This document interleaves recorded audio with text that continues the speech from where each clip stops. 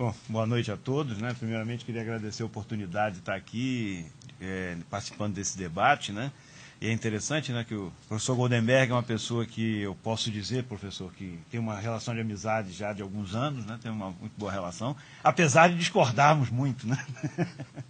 E realmente nesses pontos, tem vários pontos que o professor colocou, eu gostaria depois de retornar eles ao debate. Mas tem um ponto que o professor colocou que me lembrou uma coisa que para mim é particularmente grata, né? Eu vejo tantas mulheres aqui, né? O professor citou, né, que a fissão nuclear foi descoberta por uma mulher, Ilse Meitner, né? E eu diria até que foi por ela, porque o homem foi coadjuvante, o Otto Hahn, ela que interpretou. E interessante, a tecnologia nuclear ela é talvez uma tecnologia feminina, na medida que as grandes personagens históricas que construíram as bases da tecnologia nuclear são mulheres, né? Foram mulheres, né? Então é um caso bastante interessante. E aí, quando o professor tocou nisso, é um assunto que me agrada. Eu vi tantas mulheres aqui simpáticas e participando aqui, que ia colocar esse ressalva, né? Isso que é a tecnologia arriscada. Pode ser. Nunca tinha pensado por esse ângulo, mas você tem toda a razão. Vamos, volta para mim. Quer dizer, dentro desse contexto, né? Bom, quando o título do debate é provocativo, né, que o Fausto fez, né, vale a pena ter mais, né? Então, eu, como professor, eu também tentei buscar, no final, responder essa pergunta, né? Só que um pouco diferente do professor, eu acredito que não se pode responder essa pergunta de uma forma simples assim, sim ou não, né? Eu acho que tem que se ponderar, a princípio, 3 escalas de tempo, né? Primeiro, a gente tem que pensar, vale a pena ter mais, ou melhor, valeria a pena ter mais hoje, né? E aí a gente está pensando na gestão segura do Sistema Interligado Nacional, num cenário aí de geração atual, a gente vai falar disso, de 2.000 megawatts médios térmicos na base e mais 8.000 megawatts térmicos complementares, né? Temos que pensar e ver se vale a pena no amanhã, entendido amanhã aí um horizonte de 2011 até 2020, e aí o cenário seria num contexto de manter a expansão da oferta, num cenário de novos aproveitamentos hidrelétricos a fio d'água e crescente geração eólica e biomassa, e no futuro, né? No futuro aí um horizonte 2020 até 2060, que eu vou tentar dividir ele em 2 futuros, o futuro próximo, 2030, e o futuro distante, 2030 e 2060. Um cenário que a gente tem que manter a expansão da oferta, numa situação em que o potencial hidrelétrico começa a dar sinais claros de esgotamento. Eu vou tentar responder essa pergunta nessas 3 escalas de tempo, né? Bom, primeiro hoje, né? Quer dizer, o sistema hidrelétrico brasileiro ele é único no mundo, né? Quer dizer, considerando um mundo onde 82% da geração elétrica é de origem térmica, 67% fóssil e 15% nuclear, como o professor comentou, o nosso sistema é único. 85% da energia é hídrica, limpa, barata e renovável, né? Bom, e esse fato de ter esse sistema se reflete, por exemplo, dentre outros fatores, nas emissões de CO2 evitadas no Brasil, caso pelo Brasil está na contramão, ou seja, no bom sentido, na contramão do resto do mundo. Ou seja, no estudo feito, deixo a referência, até feito por uma organização que o professor é um dos membros do conselho, né, professor, a ECEM, a geração hidrelétrica nesse período aí evitou vários milhões de toneladas de emissão de CO2 no Brasil. O programa do biocombustível, do álcool, economizou também quantidades muito significativas, e aí o primeiro ressalta, né? É interessante a conclusão, em termos de contribuição relativa, a contribuição da hidroeletricidade é bem superior à contribuição do álcool combustível do ponto de vista de emissões de CO2 evitado. E aí uma pequena contribuição dada pela geração nucleoelétrica, que é pequena, porque é uma parcela pequena do parque elétrico brasileiro, porém, ela não é tão desprezível na medida que ela representa cerca de 38% daquela contribuição dada pelo álcool combustível. Bom, isso se reforça recentemente nesse aspecto, um estudo mais recente, né, lançado há bem pouco tempo pelo mesmo grupo, né, de pesquisadores, sobre as emissões de gás de efeito estufa no Brasil, um caso particularizado, e a gente vê as vantagens dessa situação do brasileiro, como ela traz vantagens sob esse ponto de vista, né? Por favor. Bom, e um ponto, né, dentro do contexto de hoje, né, tentando buscar a resposta para o hoje, né, esse sistema hidrelétrico limpo, barato e renovável, ele tem que ser gerenciado de forma adequada para se adaptar à própria sazonalidade da oferta hídrica. Né? Toda energia renovável, ela é renovável pela natureza. E então você tem que conviver e compensar essas sazonalidades da oferta da natureza na medida que elas não coincidem com as sazonalidades do consumo humano, né, das sociedades. E aqui no Brasil tem um ponto, quer dizer, um pouquinho que complica um pouco essa gestão, é se a gente observar esses gráficos de energia natural fluente nas principais bacias do país, né, a gente observa que eles praticamente todos estão em fase. Ou seja, quando existe pouca energia natural afluente no norte, existe pouca no sudeste e pouca no nordeste. O único que foge à regra é o sul, mas o sul ele tem um porte relativamente pequeno, incapaz de complementar essas sazonalidades. Esse é um primeiro ponto. O segundo ponto, a gente observar que o potencial, os aproveitamentos hidrelétricos no Brasil existentes, né, eles foram feitos em regiões onde a relação máximo e mínimo, ó, entre a energia natural fluente máxima e a mínima, é bastante favorável, que é aqui no Sudeste e também no Nordeste, e também no Sul. Né? Agora, na região Norte, a gente observa, é onde está a maioria desse potencial hidrelétrico, a gente observa que essa amplitude de variação máximo e mínimo na região Norte é extremamente acentuada, chegando a coisa da ordem de 10:1. Né? Não é à toa que de vez em quando a gente vê aquelas cenas da Amazônia seca, de rios secos, pessoas sem ter nem como se movimentar. Um outro aspecto também ligado a essa sazonalidade é o fato de que esse maravilhoso sistema hidrelétrico que nós temos instalado, esse sistema único no mundo, ele, pelas suas próprias características, ele é fortemente dependente de onde, quando e quanto chove. Por que essa dependência tão forte? Porque a capacidade de armazenagem do sistema está concentrado naquilo que a gente chama caixa d'água do Brasil. Essa caixa d'água do Brasil é esse quadrilátero aí que pega Minas, Goiás, um pouco ali de São Paulo, do norte de São Paulo, onde está concentrado 65% da capacidade de armazenamento das hidrelétricas brasileiras. Né? Então, isso mostra um pouco essa sensibilidade a essas variações do regime hídrico. Quer dizer, e essa sensibilidade às variações do regime hídrico ficou bastante ressaltada na crise de 2001.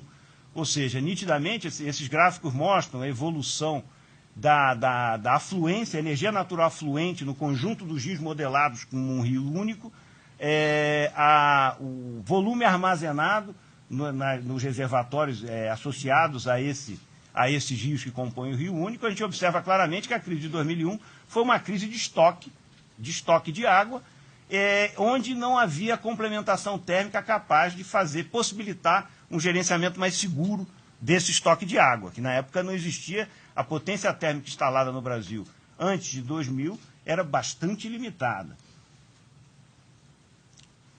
Bom, e simultaneamente dentro dessas restrições, um outro fenômeno ocorreu no período, é um fenômeno que vem ocorrendo de muito tempo, é que a capacidade hidrelétrica, esse maravilhoso parque hidrelétrico que nós temos instalado, ele cresceu de uma forma exponencial, né? Começamos aí na década de 50 com as primeiras usinas, ainda na época do governo Juscelino, no início do governo Juscelino, com a construção da CEMIG, das usinas lá em Minas, e cresce de uma forma quase que exponencial, porém a potência hídrica não foi acompanhada de uma capacidade de armazenamento crescendo nas mesmas condições.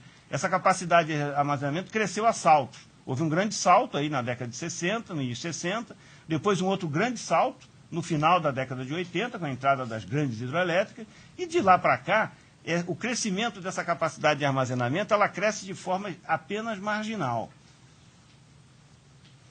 Quer dizer, então, a gestão segura então, do sistema hidrotérmico e a necessidade de gerir o nosso sistema como sistema hidrotérmico ficou bem marcada na crise de 2001, ela é o dilema, né, do tomador de decisão, que é feito com maestria pelo operador nacional do sistema, que é a decisão em tempo real, colocado de uma forma extremamente simplista a decisão. O que eu faço? Eu uso a água do reservatório, se eu usar e chover depois, ótimo, a decisão foi correta. Eu uso a água do reservatório, não chove, e depois eu não vou ter como gerar energia.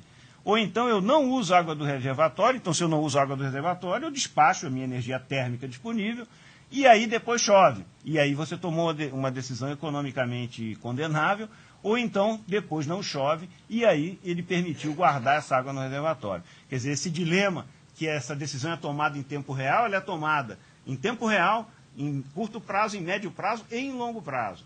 Ou seja, o ONS ele cumpre aquela função nobre de tentar ler na mente de São Pedro e tomar decisões hoje com base naquilo que São Pedro irá fazer no futuro.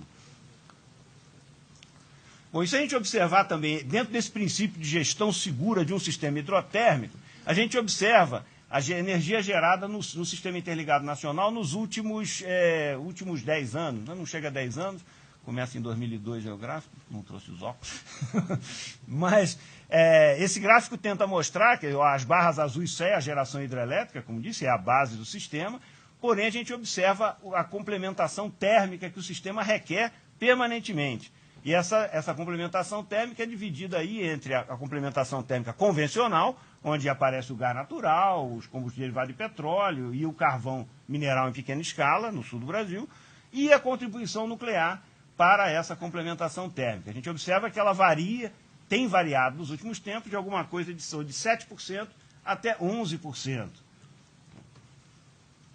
Mas poderia alguém dizer, eu já uma vez apresentando esse gráfico, eu disse, não, mas você está enganando, você está nos enganando, você está mostrando médias anuais e não quer dizer que, em que pese que a média tenha sido 7% no ano, mas ao longo do tempo houve momentos que não precisou nenhuma energia térmica.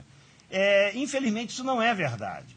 Se a gente observar esse gráfico, mostra a mesma coisa, só que numa escala mensal, e ele está reduzido o prazo para não ficar muito pior do que ele já é difícil de entender, mas o que se extrai desse gráfico é o seguinte, a mínima geração térmica no período, e estamos falando de 2006, 2010, foi de quase 9.500 megawatts médios em janeiro de 2010, que aconteceu, e a máxima, o mínimo, da ordem de 2.000 megawatts médios. Né? Então, se tem que gerir o sistema, a gestão segura envolve garantir um mínimo permanente de pelo menos 2.000 megawatts médios. Eu não estou falando de megawatts instalados, eu estou falando de energia, não estou falando em potência, e esse é um problema sério na discussão do tema. As pessoas às vezes confundem energia com potência, né, gente? Eu estou falando em energia, megawatt médio é medida de energia. Ela varia de 2.000 megawatts médio até 9.000. Né? Quer dizer, o gestor desse sistema ele tem que se acomodar, tem que conseguir atender essa flutuação, que significa, por favor, uma enorme variação do fator de capacidade da base térmica instalada no país. Né? Essa base térmica nossa trabalha com fator de capacidade muito variável, considerada como um todo, toda a base térmica. Bom, então, para gerir uma base térmica complementar à hídrica, o custo, quando se analisa custo de geração térmica, a gente não pode analisar da mesma forma que se analisa custo de geração térmica nos Estados Unidos ou na Rússia, que são países de base térmica. A nossa térmica tem uma função diferente da térmica deles. Tá? Então a gente tem que entender custo como a soma do custo da disponibilidade, você precisa tê-las para garantir a segurança do sistema, somado ao custo do combustível, que é o custo efetivo quando elas efetivamente operam. Tá? Quando a gente plota esses custos em termos de disponibilidade e em termos de custo do combustível, fica nítido que existem 3 parcelas, existem 3 nichos a serem atendidos nessa base de complementação térmica que o Brasil precisa. Uma parcela dela, dita de uma forma simples, que é necessária todo ano e o ano todo. Aqueles 2.000 megawatts médios que já foram realizados nos últimos tempos. Existe uma segunda parcela que é necessária todo ano, mas não o ano todo. E aí a gente aparece, em termos de competitividade e custo, uma importância do gás natural. E existe uma pequena parcela, pequena porém indispensável, que não é necessária todo ano, e quando é necessária não é o ano todo, é por períodos curtos de tempo. E aí aparece um nicho de competitividade da geração térmica a derivados de petróleo. Tá? Ou seja, não existe a melhor solução para a complementação térmica. A solução é uma composição para permitir a otimização da operação do sistema, considerando essas 3 faixas, ou até, numa análise mais profunda, faixas mais estreitas, né, de fator de capacidade. Bom, e como a gente viu também nesse conceito, quando se vê a operação de Angra 1 e 2, no ano de 2009 nós atingimos o marco de 150 milhões de megawatts-hora gerados. É importante ressaltar, porque o passado especialmente de Angra 1, não foi um passado muito recomendável, ela foi apelidada de vagalume, tudo isso, com razão, realmente, uma usina que atravessou uma série de problemas. O chato é que depois que ela deixou de ser vagalume, ninguém mais lembrou de falar isso, né? E se a gente pegar o fator de capacidade cumulativo de Angra 1 e de Angra 2, no período 97 a 2009, ou seja, estou falando de uma amostra bem consistente, a Angra 1 chega a fatores de disponibilidade da ordem de 78% e Angra 2 de 86%. Angra 2 é uma das 20 usinas mais produtivas do mundo. Isso também a gente também não fala. A gente lembra do vagalume, mas não lembra de Angra 2. Né? Então, a Angra 2 nunca teve esse problema de disponibilidade, como teve a Angra 1. E pior, a Angra 1, por uma coincidência, né, ela entrou em operação exatamente em 2001, no momento que o sistema, a gestão da crise necessitava, desesperadamente naquele momento, de energia térmica para despachar. E Angra 1 entrou despachando 1.600, é um caso único, uma usina que no seu primeiro ano de operação operou com fator de capacidade de 94%. É um caso único no mundo, nunca aconteceu isso no mundo, né? É um caso único. Angra 2, desculpa, Angra 2. Foi um caso único naquele momento para atender a necessidade que o sistema precisava urgentemente desse despacho térmico. Bom, então vou tentar responder a primeira pergunta, né? Hoje, né? Valeria, obviamente valeria porque não tem uma condição de mudar o passado, valeria a pena ter mais energia nuclear no Brasil hoje, quer dizer, para fazer essa gestão segura do SIM, nesse cenário de 2.000 megawatts médios térmicos na base, se o Angra 3, hoje a capacidade instalada no país nuclear é 2.000 megawatts. Se tivesse Angra 3, seria 3.400. A geração nuclear mensal média de Angra 1 e 2 é cerca de 1.667 megawatts médios. Se Angra 3 estivesse operando ao mesmo nível de produtividade de Angra 2, que a gente espera que seja maior, mas que seja igual, as usinas nucleares estariam produzindo 2.770 megawatts médios. Ou seja, essa quantidade atenderia àquela pequena parcela da geração térmica de base que o sistema tem requerido ao longo do tempo, a mínimo custo e sem gerar gases de efeito estufa.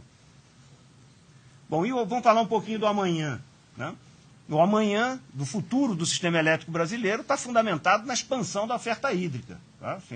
Acho que todos concordam com isso, não há discordância. Bom, 90% do potencial hídrico brasileiro se está na Amazônia. E pior do que isso, a maior parte desse potencial se compõe de médios e pequenos aproveitamentos. Médios e pequenos aproveitamentos na Amazônia, com todas as implicações que isso tem. Ora, evidentemente, existem inúmeras restrições ligadas, primeiro, à distância ao centro de carga. Segundo, à própria topografia da região, porque, lembrando, nós vivemos num país que tem um planalto central, e esse planalto cai para o litoral, cai para a planície platina e cai para a planície amazônica. A queda para a planície amazônica é a queda mais suave. Geologicamente, se a gente pensar um perfil do Brasil, isso fica bem claro. E o terceiro problema é o uso do solo. Quer dizer, o uso do solo, seja para reservatórios, seja para linhas de transmissão, é extremamente conflitivo. Tá? Conflitivo com aspectos ligados à preservação ambiental, biodiversidade e tudo aquilo que a gente está bastante acostumado a escutar, essa polêmica. Né? Isso não quer dizer, obviamente, que não vai se fazer esses aproveitamentos. Esses aproveitamentos são indispensáveis ao futuro do Brasil. Se eles não forem feitos, nós vamos estar hipotecando o futuro dos nossos filhos e dos nossos netos. Tá? Eles têm que ser feitos, obviamente com grande seriedade no trato da questão ambiental, da questão socioambiental, mas eles terão que ser feitos, ou então a gente vai abrir mão do futuro dos nossos descendentes. Tá? Bom, então, dentro desse conceito, o Plano Nacional de Energia 2030, ele prevê uma significativa expansão da oferta hídrica, né, de cerca de mais de 35 gigawatts. Agora, essa expansão da oferta hídrica, ela vem acompanhada de uma perda na capacidade de armazenamento que já vem acontecendo já de algum tempo, como a gente tinha falado. Se a gente pegar esse gráfico, é a relação de energia fluente média sobre a carga armazenada e a carga do sistema, a tendência decrescente é nítida. Isso significa mais necessidade de complementação térmica, ou seja, existe uma contínua perda de capacidade de autorregulação, que requer o aumento das parcelas térmicas, tanto a parcela de base quanto a parcela de complementação, aquelas dos fatores de capacidade que a gente falou anteriormente. Bom, então esse efeito, esse efeito da regulação, é a energia térmica que garante a regulação da sazonalidade da energia hídrica. E aqui no Brasil é extremamente promissora a expansão em grande quantidade, se espera que isso aconteça, e tem que acontecer, da energia eólica e energia de biomassa, né? Que o Brasil tem esse potencial e tem essa capacidade. Porém, e tanto é assim que o Plano Nacional de Energia está prevendo uma expansão nessas fontes de energia alternativas, representa metade da expansão prevista pela hidroeletricidade, ou seja, um papel extremamente relevante para dentro desse contexto de planejamento. Só que a expansão dessas outras renováveis, elas contribuem para ampliar a oferta, porém elas dificultam a médio prazo, a médio e longo prazo, o próprio problema da regulação. Porque a sazonalidade da hídrica ela é uma sazonalidade de constante tempo longa. A sazonalidade da eólica é uma sazonalidade de constante tempo muito curta. Inclusive, não só a questão da discussão que se faz de se tem ou não tem vento, mesmo quando tem vento, o vento ele é flutuante. E ela cria uma técnica de gestão dessa flutuação dentro de um sistema interligado de grande porte. Então, existem limites elétricos para a quantidade de energia eólica que um sistema pode absorver. Estudos feitos na Alemanha dizem que esse limite chega a coisa da ordem de 20%. Mais do que 20% o sistema fica instável. A energia de biomassa, ela tem a sazonalidade dela é de constante tempo mais longa que a eólica, evidentemente, porém bem mais curta do que até a hídrica, porque a sazonalidade é a sazonalidade das colheitas. Então, ela tem o fator de capacidade da biomassa no Brasil é da ordem de 52%, 54%. Tá? Então, ela não está disponível ao mesmo tempo, ela não pode ser um substituto da energia térmica. Ela entra no conjunto das renováveis que precisa ser regulado. Tá? Quanto mais elas existirem, o problema de regulação vai se complicando um pouquinho mais, mas evidentemente é gerenciável. Bom, então, dentro desse contexto de amanhã, aparece o Plano Decenal de Energia prevê a entrada em operação de Angra 3 em 2015. Lembrando que, dentro da análise anterior, já existiria espaço para Angra 3 ontem. E, aliás, a propósito, é verdade que em 2001, ainda do governo do presidente Fernando Henrique, essa decisão de Angra 3 quase foi tomada, o professor Goldenberg era do CNPE, se a gente pegar as atas do CNPE, eu acho que faltou ali um pouco de decisão até dos gestores, faz até um meia-culpa da eletronuclear, não ter sido um pouco mais ativa. Eu acho que ela foi muito passiva e perdeu a oportunidade, porque todo o contexto político-econômico possibilitaria que essa retomada fosse feita em 2001. Se fosse feita, ela estaria já operando hoje, né? Bom, essa é uma imagem da construção de Angra 3 hoje, né? Nós temos mais de 2.300 trabalhadores no canteiro, o cronograma vem sendo cumprido, né? E para entrada em operação no final de 2015 e operação comercial ao despacho em 2016, já no início de 2016. Por favor. Bom, e o amanhã? Desculpe. Dentro desse contexto, Angra 3 significa realmente mais nuclear? A minha resposta é não. Angra 3 não significa mais nuclear. Angra 3 significa apenas manter a parcela nuclear na geração térmica de base, que o sistema irá requerer a mínimo custo sem gases de efeito estufa. É simplesmente manter a parcela nuclear. Eu não posso dizer que a decisão de Angra 3 seja aumentar o nuclear no Brasil. Pelo contrário. Né? Angra 3 sozinha no horizonte de 2015 implica numa queda da participação. Bom, então a resposta de amanhã, para amanhã no horizonte de 2011-2020, para manter a expansão da oferta num cenário de novos aproveitamentos hidrelétricos a fio d'água e crescente geração eólica e biomassa, sim para Angra 3. Para manter o atendimento a essa parcela, e essas são as projeções de em 2019, da geração térmica esperada ao longo desses anos futuros pela sua distribuição, e o nuclear corresponde pela parte azul, a parte superior das barras. Bom, e aí quando a gente pensa no futuro próximo, horizonte 2030, né?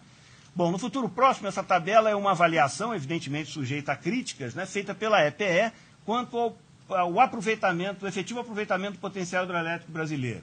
A gente identifica lá todo o potencial e você vai pegando por faixas. Aproveitamentos já considerados no planejamento, tantos. Aproveitamentos em bacias sem interferência com terras indígenas e unidade de conservação, tem lá tantos.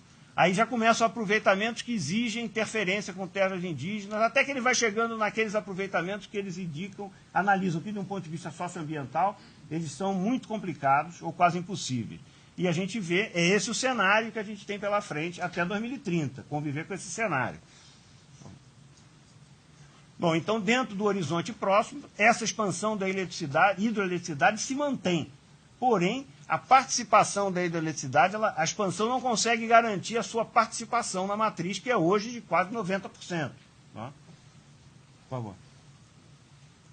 Também há uma expansão significativa nas fontes alternativas, seja PCH, centrais eólicas, centrais de biomassa, centrais de resíduos, né? E, então, essa expansão acontece, expansões muito significativas, né? E quando se fala em energia eólica, estamos falando aí em mais de 5.000 megawatts, ou seja, uma expansão bastante significativa. E também uma expansão da geração termoelétrica, porque essa geração termoelétrica, quanto mais renovável você coloca o sistema, mais a complementação térmica se torna fundamental para a segurança de abastecimento. E aí a gente observa a expansão de gás natural, a gente percebe que existe já uma aposta, entre aspas, muito forte no gás natural e na disponibilidade futura de gás natural no Brasil, onde se vê uma expansão aí do parque muito significativa de gás natural. Também a expansão das centrais nucleares, as centrais a carvão e a expansão nuclear, é só por questão de comparação, uma expansão bastante modesta. Né? Ela simplesmente, volta a repetir, ela vai se somar para compor aquela parcela da complementação que é necessária todo ano e o ano todo. E as outras, cada uma fazendo o seu papel.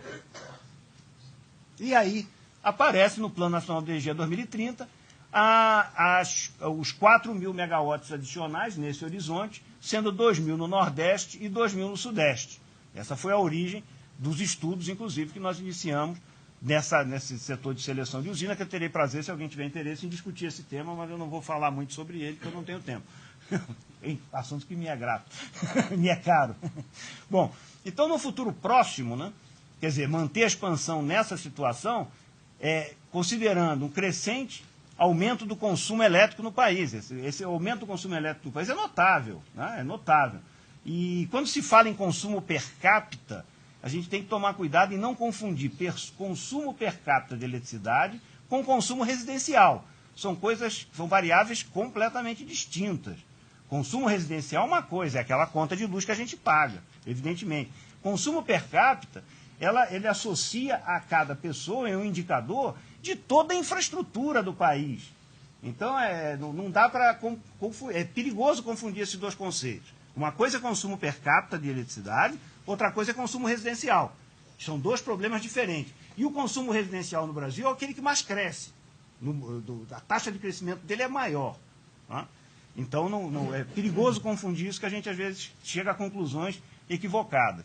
Bom, então, nesse cenário de crescimento de consumo de eletricidade, irrevogável, a não ser que a gente queira condenar, mais uma vez, condenar nossos filhos e netos à estagnação ou uma regressão da sua qualidade de vida, eu acho que a resposta a essa pergunta, vale a pena ter mais, é sim.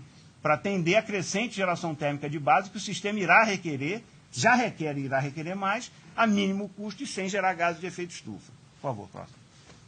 Bom, aí eu deixaria, eu não sei se eu tenho tempo, mas eu acho que eu gostaria de passar rapidamente sobre o acidente nuclear de Fukushima, incontornável, e também depois, se tiver tempo, se a organização me permitir, falar um pouquinho no desafio do futuro distante. Aí eu estou falando no horizonte para lá de 2030, né? Por favor.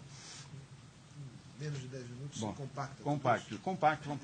Bom, o catástrofe natural no Japão. A gente tem que tomar um pouco cuidado, porque o povo japonês, muito parecido com o povo americano, eu desafio alguém a ter visto uma cena de se buscar sobreviventes em escombros.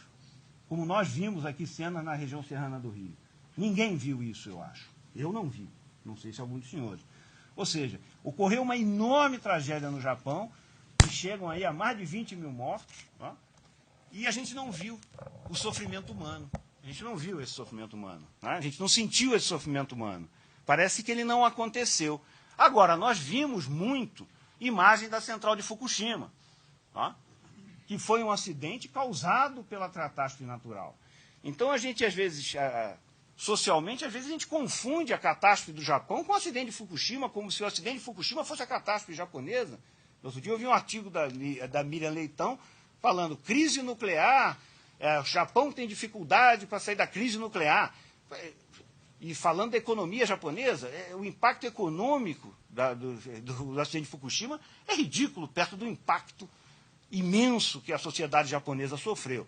E faltou aqui, eu diria até, do meu ponto de vista, eu acompanhei muito de perto isso desde os primeiros momentos, alguma manifestação mais significativa de solidariedade do povo brasileiro ao povo japonês. Faltou, eu não sei, pode ser que eu esteja errado, faltou esse enorme sofrimento, e a gente só discute aqui no Brasil a usina de Fukushima e o acidente nuclear, sem esquecendo de toda essa tragédia humana e de dar um pouco de solidariedade.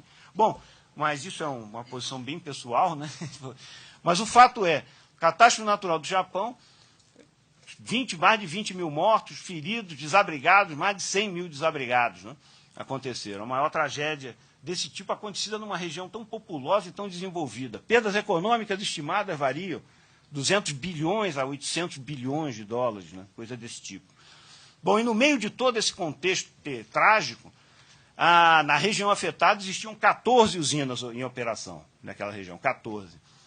Todas as 14, após o terremoto, resistiram perfeitamente àquelas funções de segurança que o professor comentou, foram cumpridas, assentadas e se colocaram em condição segura. Porém, uma hora depois chegou um tsunami de 14 metros de altura. E dessas 14, 4 não resistiram aos efeitos do tsunami.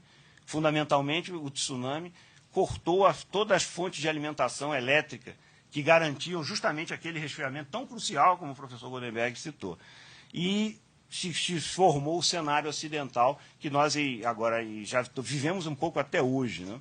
Ou seja, é bom sempre lembrar, 14 usinas estavam localizadas, 10 usinas ficaram perfeitas, 4 tiveram problema, dentro dessas 4, uma delas com problemas menores, mas 3 com problemas bastante severos. É só lembrar que eram 14.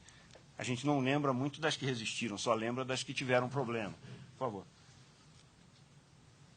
Bom, o balanço do acidente nuclear de Fukushima, ele é bastante limitado, evidentemente a gente não pode comparar vidas, nem comparar estragos, né? Seria eticamente complicado isso, mas a gente tem que fazer algum tipo de balanço. E quando a gente compara os reais consequências do acidente de Fukushima, a gente observa que elas são bastante limitadas, em especial quando se compara com todo o cenário de catástrofe que aconteceu no Japão.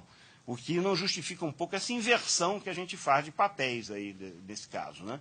Mas esse tema podemos aprofundar em seguida. Isso mostra os excessos de dose causados ao público na região de Fukushima, são cerca de 40% acima do limite de 1 milisievert que são estabelecidos para operação normal. Ou seja, isso não implica em nenhum efeito direto à saúde dessa população lá. É verdade que essa população tem um problema sério social, teve que sair, ser removido de suas casas, com toda aquela problemática, ninguém está discutindo. O efeito à saúde, devido à radiação, são bastante limitados.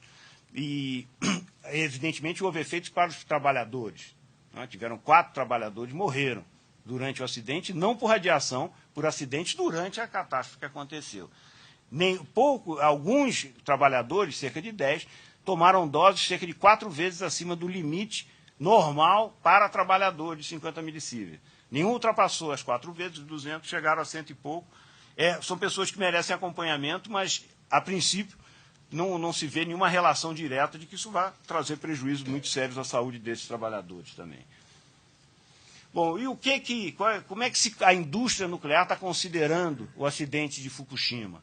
De maneira nenhuma a indústria nuclear quer dizer, não, isso aí não é problema, porque lá tem terremoto, aqui não tem. De maneira alguma, eu já vi isso escrito em alguns lugares, dizendo que a indústria nuclear minimiza, dizendo que terremoto não acontece no Brasil.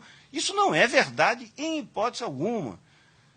O que Fukushima ressaltou não é o fato do terremoto. É evidente que o terremoto de 9 na escala Richter, de tsunami de 14 metros, não ocorre na costa brasileira, né, por razões geológicas.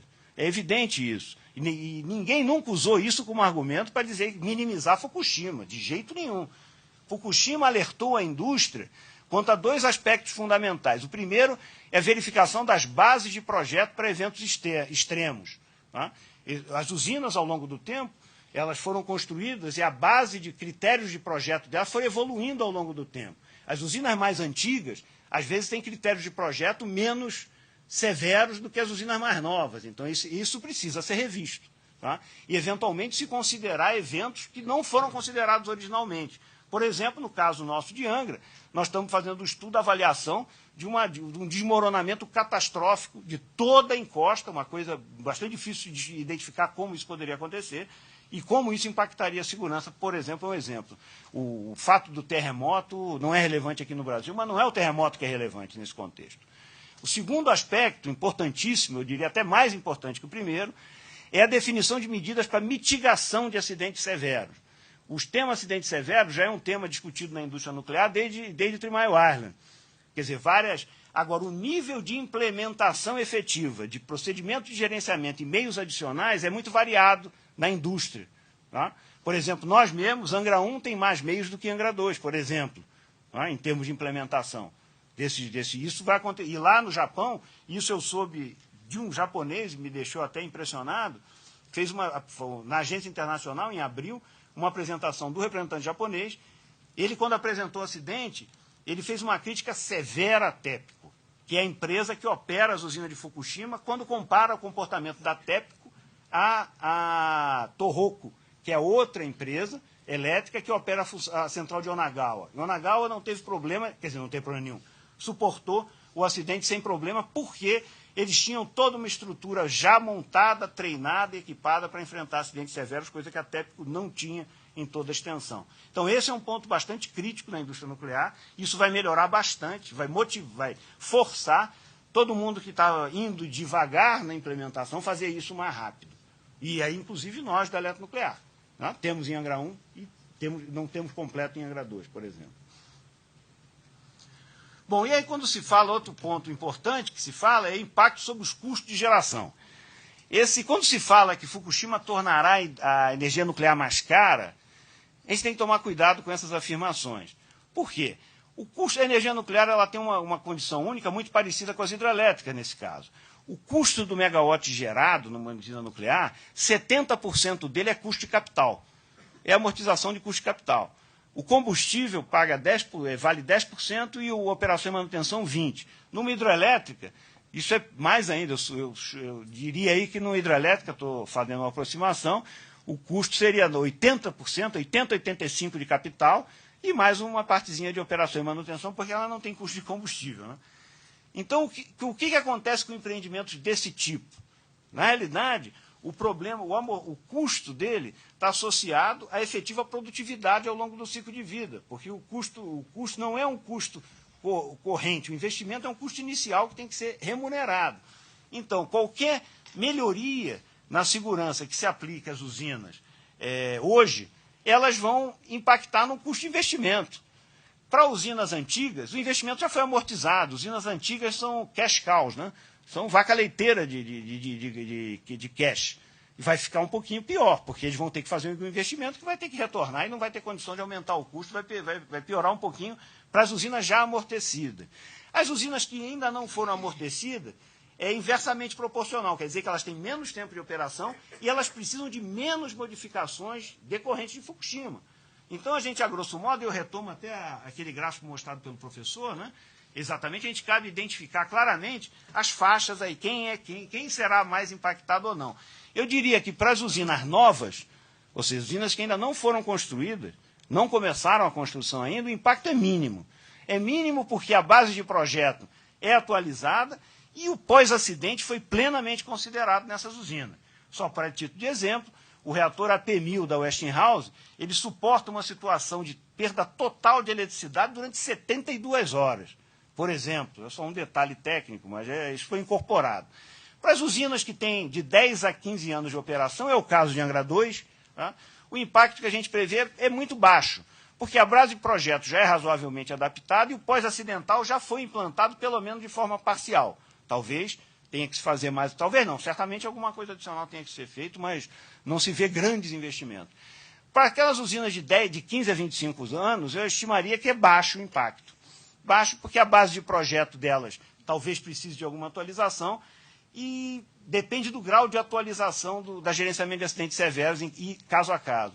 Para as usinas de 25 a 35, eu digo que o impacto é médio, porque essas usinas a base de projeto certamente deve ter deficiências, e o pós-acidental, tenho dúvida que ele já esteja bem atualizado. E, por último, né, as usinas de 35 a 40 anos, aí sim o professor Goldenberg ressaltou esse ponto, muito pertinente, existem dificuldades para a extensão de vida útil dessas usinas. Aliás, a usina de Fukushima 1, Fukushima Daiichi 1, que foi onde se iniciou o acidente, era a usina que completava os seus 40 anos agora em setembro. Né?